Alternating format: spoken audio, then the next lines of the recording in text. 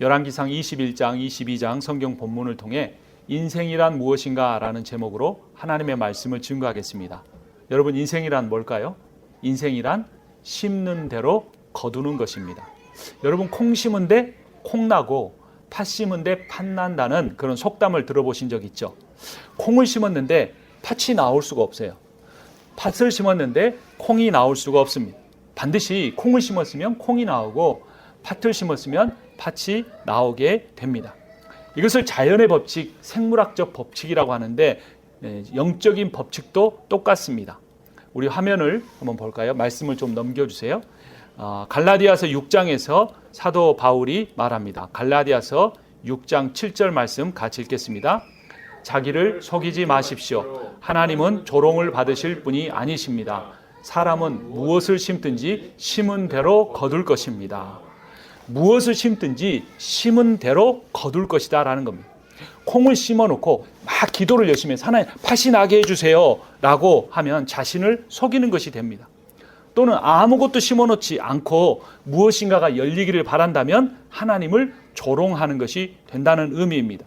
근데 여러분, 생각해보면 그럼 무엇을 심는다는 게 우리의 삶에서는 어떤 의미를 갖는 걸까요? 그러니까 인간관계에서 뭔가를 심는다는 것은 내가 그 사람을 어떤 태도를 가지고 대하느냐라는 그런 의미입니다.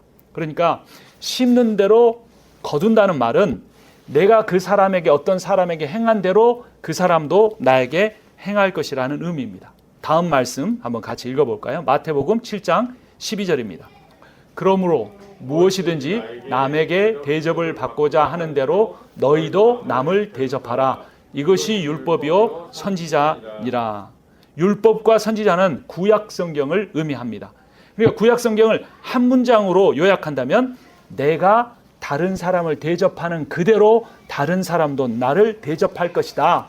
그러니까 네가 대접받고 싶은 대로, 네가 어떤 대접을 받고 싶냐, 그와 똑같은 방식으로 네가 먼저 다른 사람을 대접해라. 네가 사랑받기 원한다면 먼저 사랑해라. 네가 용서받기를 원한다면 다른 사람을 용서해라 라는 의미입니다. 그러니까 내가 다른 사람과의 관계에서 뿌린 씨앗이 그대로 똑같은 열매를 거둔다는 겁니다. 내가 다른 사람을 선하게 대하는 씨를 뿌린다면 그 사람도 나를 좋게 대해 줄 것입니다. 내가 다른 사람을 악하게 대하는 씨를 뿌린다면 그 사람도 나를 악하게 대하는 열매를 거둘 것입니다. 근데 문제는 우리가 어떤 사람에 대해서 처음에는 한두 번 좋게 할 수 있지만 계속해서 좋게 하기는 힘들다는 겁니다. 다음 말씀 갈라디아서 6장 9절에서 사도 바울이 이렇게 말합니다. 함께 읽습니다. 선한 일을 하다가 낙심하지 맙시다. 지쳐서 넘어지지 아니하면 때가 이를 때에 거두게 될 것입니다. 선한 일을 계속하다가 낙심하게 되는데요. 그러니까 상처를 받게 되는 거예요. 그 이유가 뭐냐면 내가 이렇게 노력하고 선하게 했는데 열매가 쉽게 맺히지 않는다는 거죠. 때로는 나는 정말 좋은 열매를 맺었는데 씨를 뿌렸는데 나쁜 열매가 맺히는 거예요. 나는 선한 씨앗을 심었는데 악한 열매가 맺혀지는 것처럼 느끼기 때문에 마음이 낙심하는 거예요. 낙담하는 거예요. 실망하는 거예요. 실족하는 거예요. 내가 다른 사람에게 선을 베풀었는데 그 사람이 나에게 악을 행한다면 여러분 계속 선을 행할 수가 있겠습니까? 반대로 어떤 사람은 나쁜 일만 다 하면서 사는데도 그 사람은 하는 일마다 다 잘 되고 성공하기도 합니다. 그래서 과연 정말 이 갈라디아서 말씀 심은 대로 거둔다, 그것이 인생이다, 이 하나님의 말씀이 진짜인지 의심이 들기도 합니다. 이 의심에 대한 답을 오늘 성경 본문에서 한번 찾아보죠. 열왕기상 21장 22장에 보면 아합 왕의 두 번째 이야기가 나옵니다. 그는 북이스라엘의 7번째 왕이었습니다. 오므리 왕조로만 보면 두 번째 왕이고 22년 동안 북이스라엘을 통치했습니다. 아합 왕과 그의 아내 왕비 이세벨은 하나님을 대적하고 우상을 숭배하는 악한 사람들이었습니다. 여러분, 우상 숭배의 본질은 욕심입니다. 탐욕입니다. 우상 숭배는 가짜 신을 숭배함으로써 그의 신의 능력을 통해 자신의 탐욕을 채우려고 하는 행동입니다. 아합 왕은 엘리야 선지자를 통해 하나님의 경고를 받았습니다.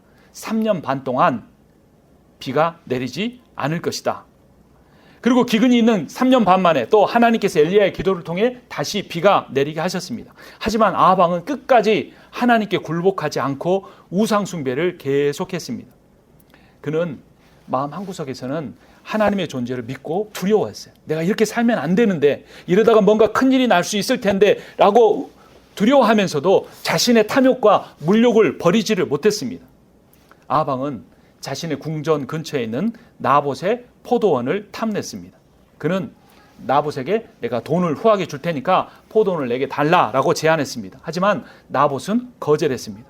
왜냐하면 구약시대 때 이스라엘의 땅은 하나님이 각 가문에게 주신 것입니다. 그래서 땅을 파는 것은 하나님이 기뻐하지 않으시는 비신앙적인 행동이었습니다. 나봇은 포도원을 팔지 않음으로써 경제적 이익보다는 신앙의 유익이 되는 길을 선택했습니다. 그래서 아합은 이 나봇의 바른 말에 이러지도 못하고 저러지도 못했습니다. 아합은 나봇의 포도원을 갖고 싶은 마음에 정말 침대에 몸져 눕고 말았습니다. 21장 4절 말씀 같이 읽겠습니다. 열왕기상 21장 4절 같이 읽습니다. 아합은 이스라엘 사람 나봇이 그의 포도원을 조상의 유산이라는 이유로 양도하기를 거절하였으므로 마음이 상하였다. 화를 내며 궁으로 들어와서 침대에 누워 얼굴을 돌리고 음식도 먹지 않았다. 이러한 남편의 소식을 들은 왕비 이세벨이 계략을 짰습니다. 귀족들과 건달을 동원해서 나봇이 하나님을 욕했다고 모함하기 시작했습니다. 13절을 제가 읽고 14절을 같이 봅니다. 건달 둘이 나와서 그와 마주 앉았다. 그리고 그 건달들은 백성 앞에서 나봇을 두고 거짓으로 나봇이 하나님과 임금님을 욕하였다 하고 증언하였다. 그렇게 하니 그들은 나봇을 성 바깥으로 끌고 가서 돌로 쳐서 죽인 뒤에 이세벨에게 나봇이 돌에 맞아 죽었다고 알렸다. 하나님께 불순종하는 삶을 사는 악한 아합이 하나님을 경외하고 순종하는 선한 나봇에게 하나님을 욕했다는 누명을 씌워 죽게 했습니다. 나봇은 믿음의 씨를 심었는데 죽었고, 아합 왕은 탐욕과 거짓의 씨를 심었는데 나봇의 포도원을 차지했습니다. 여기까지만 보면 인생을 심는 대로 거둔다는 하나님의 말씀이 진실일까 사실일까라는 의심이 들기도 합니다. 선한 사람은 괴롭힘을 당하고 악한 사람이 잘 되는 것이 세상입니다. 억울한 일을 당해도 힘이 없으면, 돈이 없으면 하소연할 것도 별로 없습니다. 악한 승자를 선한 패자보다 더 정의롭다고 하는 것이 세상입니다. 국가 간의 전쟁도 마찬가지입니다. 힘이 강한 나라가 약한 나라를 치면 정의를 실현했다고 말하고, 약한 나라가 강한 나라를 공격하면 테러를 했다고 말하는 것이 오늘날 기독교 국가들이 하는 이야기이기도 합니다. 약한 사람이나 가난한 사람들의 죽음에 이르는 고통보다도 강한 사람이나 부자들의 새끼손가락이 조금 아픈 것을 훨씬 더 큰 것으로 우선적으로 해결해야 할 심각한 문제로 여기는 것이 이 세상의 잘못된 논리입니다. 여러분, 그러나 이 약한 세상, 부조리한 세상에 살고 있지만 우리가 기억해야 할 내용이 하나가 있습니다. 인생이란 무엇입니까? 인생은 반드시 심는 대로 거두는 겁니다. 이 세상은 부조리하고 세상 사람들은 편파적이지만 정의로운 하나님이 계시기에 반드시 인생은 내가 심는 대로 거두게 됩니다. 하나님께서 이 세상에 돌아가는 일들을 모두 다 보고 계십니다. 하나님이 나의 삶을 다 지켜보고 계십니다. 그러니까 나의 삶의 모든 것을, 열매 맺는 것을 그 정의로우신 하나님께 한번 맡겨 보십시오. 화면을 보고 히브리서 10장 30절 말씀을 함께 읽겠습니다. 원수를 갚는 것은 내가 할 일이니 내가 갚아주겠다 하고 말씀하시고, 또 주님께서 그의 백성을 심판하실 것이다 하신 분을 우리는 알고 있습니다. 하나님이 말씀하셨습니다. 내가 갚아주겠다. 하나님께서 나봇을 죽인 아합 왕에게 엘리야 선지자를 보내시고 말씀하십니다. 열왕기상 21장으로 가봅니다. 18절 말씀을 제가 읽고 19절을 함께 읽습니다. 일어나 사마리아에 있는 이스라엘 왕 아합을 만나러 내려가거라. 그가 나봇의 포도원을 차지하려고 그곳으로 내려갔다. 너는 그에게 다음과 같이 전하여라. 나 주가 말한다.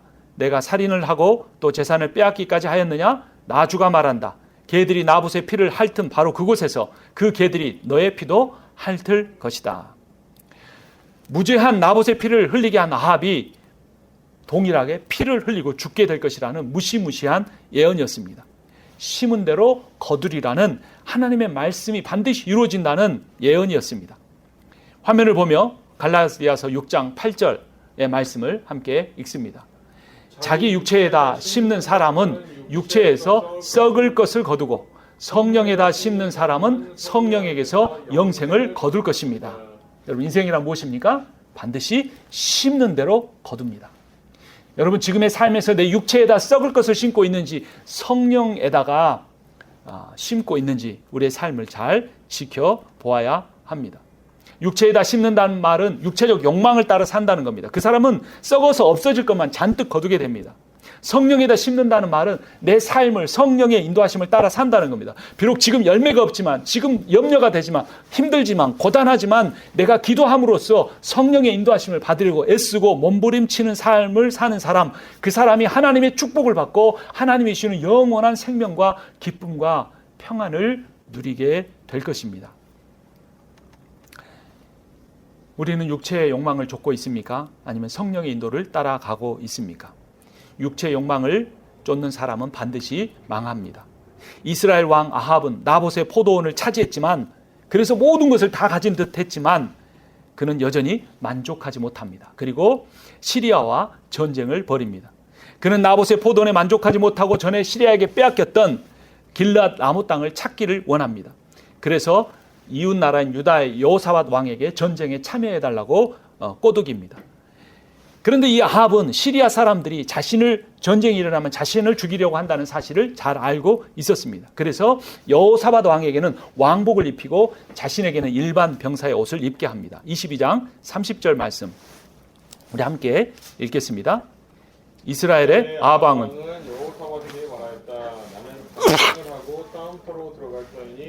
임금님께서는 왕복을 그대로 입고 나가십시오. 이스라엘 왕은 변장을 하고 싸움터로 들어갔다. 시리아 왕이 자신을 죽이려 한다는 사실을 잘 알고 있는 아합 왕이 이런 계략을 꾸민 것입니다. 그래서 시리아 왕은 실제로 이스라엘 왕 아합만을 공격합니다. 왕복을 입은 자를 쫓아가게 만듭니다. 22장 31절 말씀 같이 읽습니다. 시리아 왕은 그와 함께 있는 32사람의 병거대 지휘관들에게 말하였다. 너희는 작은 자나 큰 자를 상대하여 싸우지 말고 오직 이스라엘 왕만 공격하여라. 32명의 특공대 장교들에게 명령을 한 겁니다. 너희들은 다른 이들과 싸우지 말고 이스라엘 왕만 잡아서 죽여라 라고 한 것입니다. 아합 왕은 이러한 사실을 잘 알고 있어서 유다 왕 여호사밧 왕을 희생시키고 자신은 길앗 라못을 차지하려고 한 것입니다. 하지만 하나님께서는 아합 왕이 뿌린 이 악한 씨를 스스로 거두게 하십니다. 그가 나봇이 피를 흘리고 죽게 만들었기 때문에 그도 나봇처럼 피를 흘리고 죽게 하실 것입니다. 사람이요, 처음에는 한 가지 죄를 짓고 나서 굉장히 불안해합니다. 그래서 이제 내가 이렇게 죄를 지었는데 나한테 무슨 일이 일어나면 어떡하지? 라고 조마조마하는 거죠. 근데 시간이 지났는데도 그 죄에 대한 어떠한 징계가 자기에게 오지 않으면 이 마음이 점점 딱딱해집니다. 담대해집니다. 그래서 전의 죄를 회개하기보다는 전에 지었던 죄보다 더 큰 죄를 용기 내서 짓는 거예요. 그리고 나서도 어떤 징계가 임하지 않으면 더 큰 죄를 짓는 겁니다. 아합 왕이 그렇습니다. 처음에 나봇의 포도원은 그가 주지 않는다고 하자 그냥 침대에 누워서 끙끙 앓기만 했어요. 그런데 이번에는 길앗 라못을 차지하기 위해서 아무 죄도 없는 여호사밧 왕에게 왕복을 입혀서 대신 죽게 만드는 악한 사람으로 바뀌고 만 것입니다. 그래서 모든 사람이 속아서 그 시리아의 장교들이 여호사밧 왕을 이스라엘 왕으로 착각하고 쫓아갑니다. 22장 32절을 제가 읽고 33절을 제가 읽습니다. 병거대 지휘관들이 여호사밧을 보더니 저자가 이스라엘의 왕이다 하며 그와 싸우려고 달려들었다. 여호사밧이 기겁을 하여 소리치니 병거대 지휘관들은 그가 이스라엘의 왕이 아님을 알고서 그를 추적하기를 그만두고 돌아섰다. 이상한 일입니다. 분명히 이스라엘 왕의 왕복을 입었는데 소리 지른다고 해서 그 사람을 포기하고 돌아선 것은 굉장히 무언가 특별한 일이 그 장교들에게 일어났음을 알 수 있습니다. 그들은 여호사밧 왕에게서 돌아서서 아합 왕을 이리저리 찾아다닙니다. 그때 한 병사가 아무 생각 없이 누군가를 향해 화살을 쏩니다. 근데 그 화살은 우연히도 아합 왕을 향하여 날아갑니다. 그것도 갑옷 사이 틈 사이에 가슴에 급소에 꽂히고 맙니다. 34절 말씀 함께 읽습니다. 그런데 군인 한 사람이 무심코 활을 당긴 것이 이스라엘 왕에게 명중하였다. 화살이 가슴막이 이음새 사이를 뚫고 들어간 것이다. 왕은 자기의 병거를 모으는 부하들에게 말하였다. 병거를 돌려서 이 싸움터에서 빠져나가자. 내가 부상을 입었다. 여러분, 인생은 무엇입니까? 심는 대로 거두는 것입니다. 그러니까 내가 잘 되려고만 하지 말고 지금 무엇을 심고 있는가 잘 보십시오. 날마다 무엇을 심고 있는가를 잘 봐야 돼요. 잘못 심으면 자라봐야 나쁜 열매를 맺기 때문입니다. 그러나 내가 바른 것을 심었다면 여러분 참고 견디십시오. 지금 참는 사람이 반드시 비전을 이룹니다. 꿈을 이룹니다. 현재 고난을 견디는 사람이 나중에 하나님이 주시는 영광을 얻을 수 있습니다. 하지만 잘못된 씨를 심는 사람은 문제가 있습니다. 탐욕을 심는 사람은 탐욕으로 망하게 됩니다. 물욕을 심는 사람은 그 물질에 대한 욕심으로 문제가 생깁니다. 권세욕을 가진 사람은 권세욕으로 인하여 언젠가 수치를 당하게 됩니다. 인생이란 무엇입니까? 반드시 심는 대로 거두는 겁니다. 내가 좋지 않은 것을 심어놓고 좋은 것이 열리기를 바라는 것은 신앙이 아닙니다. 성경은 아합 왕이 죽음을 묘사하면서 그가 피를 흘리고 죽었다는 사실을 강조합니다. 그래서 그의 죽음이 우연이 아니라고 강조합니다. 여러분, 인간이 아무리 지혜로워도 하나님이 쏘시는 무심코 쏘는 화살을 피할 수가 없습니다. 열왕기상 25장 35절 말씀, 어떤 내용을 강조하는지 같이 읽어봅니다. 그러나 특히 그날은 싸움이 격렬하였으므로 왕은 병 가운데 붙들려 서서 시리아 군대를 막다가 저녁 때가 되어 죽었는데 그의 병과 안에는 왕의 상처에서 흘러나온 피가 바닥에 흥건히 고여 있었다. 아합 왕의 죽음은 허무했습니다. 그는 온갖 머리를 써서 살아남으려고 애를 썼습니다. 모든 부귀영화를 누리려고 했습니다. 나봇의 포도원에 이어 길앗 라몬만 차지하면 그의 인생이 탄탄대로가 될 것이라고 생각했습니다. 그 과정 중에 얼마나 근심도 있었겠습니까? 얼마나 양심의 가책을 느꼈겠습니까? 그러나 그는 끝까지 하나님이 주시는 말씀에 귀를 기울이지 않았습니다. 여호사밧 왕에게는 왕복을 입히고 자신은 일반 병사의 옷을 입으면 자신의 계략대로 성공할 줄 알았습니다. 그러나 하나님이 모든 과정을 보고 계셨습니다. 나봇의 억울한 죽음을 보응하시는 하나님의 심판을 지혜로운 아합 왕은 피할 수가 없었던 것입니다. 여러분, 인생이란 무엇입니까? 심는 대로 거두는 겁니다. 콩을 심으면 콩을 거두게 됩니다. 팥을 심으면 팥을 얻게 됩니다. 죄악을 심으면 죄악을 당하게 됩니다. 선행을 심으면 선대를 받게 됩니다. 하나님은 죄악은 반드시 심판하시는 분이십니다. 화면을 보고 이사야서 26장 21절 말씀을 같이 읽겠습니다. 주님께서 그 초소에서 나오셔서 땅 위에 사는 사람들의 죄악을 벌하실 것이니 그때 땅은 그 속에 스며든 피를 드러낼 것이며 살해당한 사람들을 더 이상 숨기지 않을 것이다. 억울한 죽음을 당한 사람을 그 모든 원한을 다 하나님께서 풀어주신다는 겁니다. 그래서 하나님은 죄악을 다 심판하신다는 사실을 우리가 알아야 합니다. 그런데 그럼 우리가 이제까지 지은 죄는 어떻게 합니까? 그 모든 죄의 보응을 받는다면 어느 누구 살아남을 사람은 아무도 없을 것입니다. 근데 중요한 것은 하나님의 심판을 받는 것은 우리가 죄를 지었기 때문에 심판을 받는 것이 아니라 회개하지 않기 때문에 심판을 받는 겁니다. 내가 아무리 큰 죄를 지었어도 그것을 애통해하고 가슴 아파하면서 하나님 앞에 엎드려 용서해달라고 기도하면 간절히 하나님 앞에 외치고 내가 다시는 그러한 죄를 짓지 않겠다, 하나님의 말씀을 따라 살겠다고 하면 용서해 주시는데 내가 어떤 하나의 죄를 짓고도 특별한 일이 일어나지 않으니까 대충 넘어가고 그 다음에 더 큰 죄를 짓고도 그냥 무덤덤하게 넘어가고 하나님이 이 일을 행하라고 해도 하지 않아도 별일이 없으니까 계속 넘어가다가 회개하지 않기 때문에 문제가 생기는 겁니다. 화면의 다음 말씀 로마서 2장 5절 함께 읽습니다.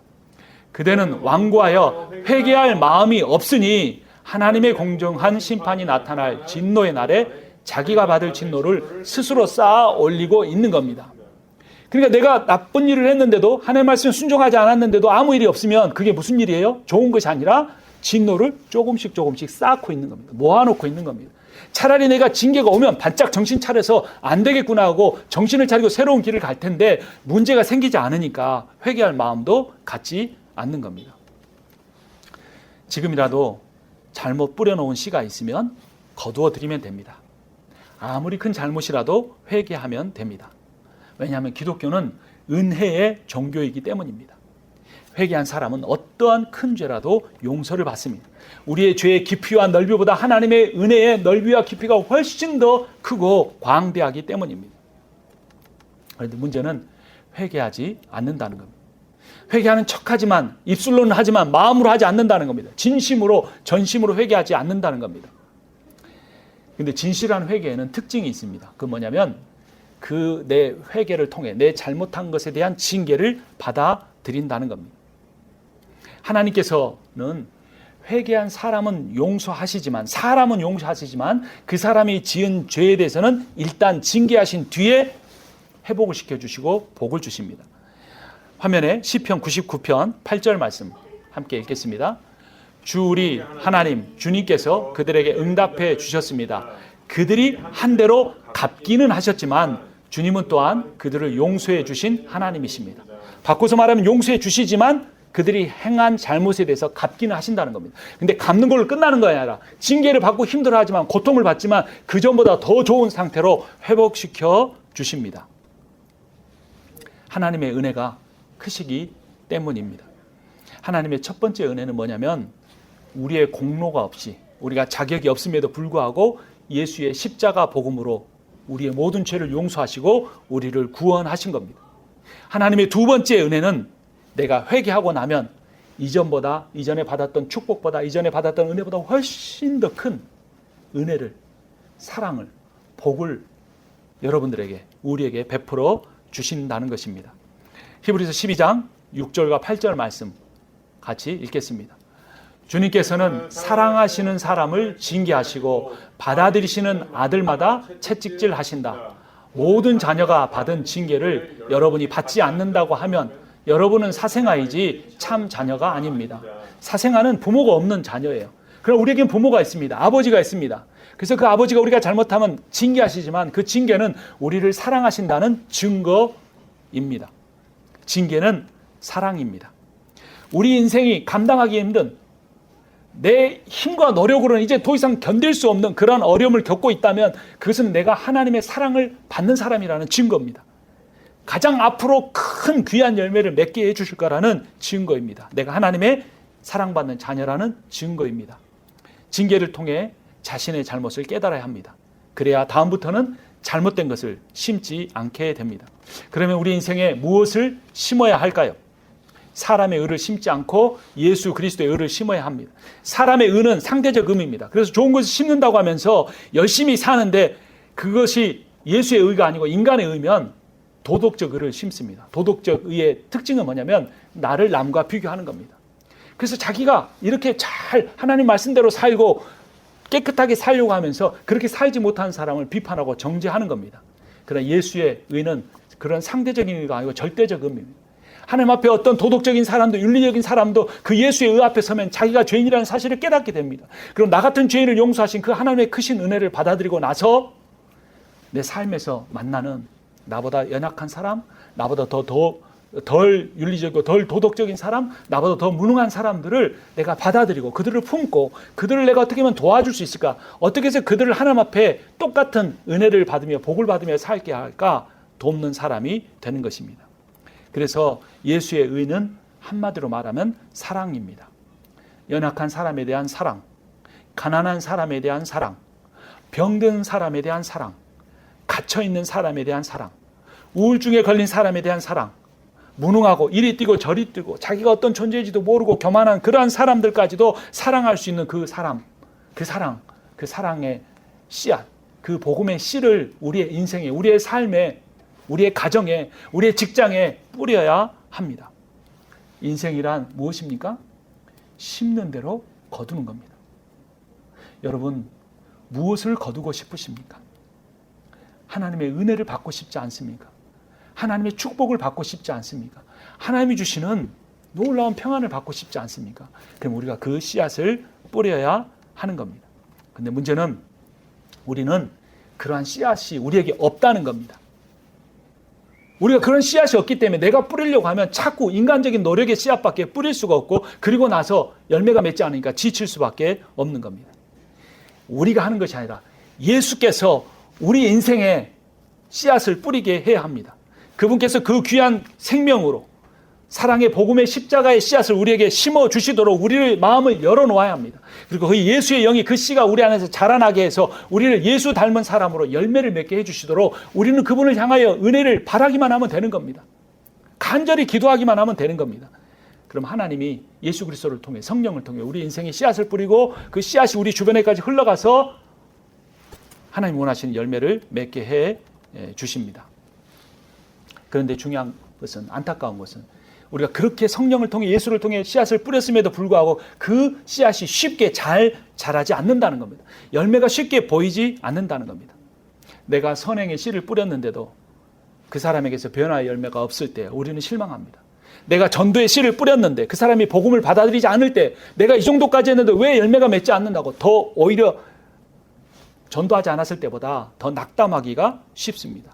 내가 자녀와 배우자를 위해서 최선을 다하고 내 인생을 바쳐서 사랑하고 섬겼는데도 그들이 조금도 그것을 알아주기는커녕 변화되지 않을 때 우리는 정말 실망하고 넘어질 듯한 그런 고통을 겪게 됩니다. 그러면 우리는 언제까지 기다려야 할까요?